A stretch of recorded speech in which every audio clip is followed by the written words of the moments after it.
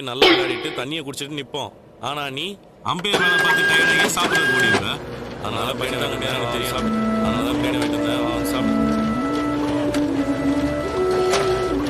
என்னடா இதுக்கு அம்மாட்ட பர்மிஷன் ஆகணுமா? என்னடா இதுக்கு அம்மாட்ட பர்மிஷன் ஆகணுமா? கொஞ்ச நேரத்தில் சுத்தி இருக்க கடையெல்லாம் மூடி இன்னும் கொஞ்ச நேரத்தில் சுத்தி இருக்க கடையெல்லாம் மூடி பட்டினா கிடக்கணும். அப்புறம் சோறு கிடைக்காது, பட்டினா கிடக்கணும்.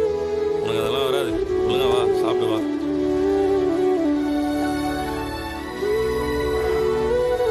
காசு வரும்போதே எடுத்துட்டு வந்து கொடுத்துருந்தா அந்த நிலைமை வந்திருக்குமா? சரி, எங்க கிட்ட தான் எதுவும் சொல்லல.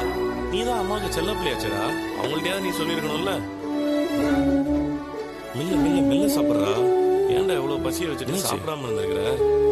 இங்க பாடுறா, தோசத்தை யாருனாலும் காட்டலாம். ஆனா சாப்பாடு கிட்ட காட்டினே வை, ஒரு நாள் நம்ம நினைச்சாலும் சோறு கிடைக்காது. மீனா டிஃபன் எடுத்துட்டு போய் நல்லா சாமா கொடுத்து சாப்பிட வைக்கிறேன்னு சொன்னான். அவ அதை பண்ணிடுவா, நீ சாப்பிடு. ஒழுங்கா அப்பாவோட காசு வரும்போதே எடுத்துட்டு வந்து கொடுத்துருந்தா அந்த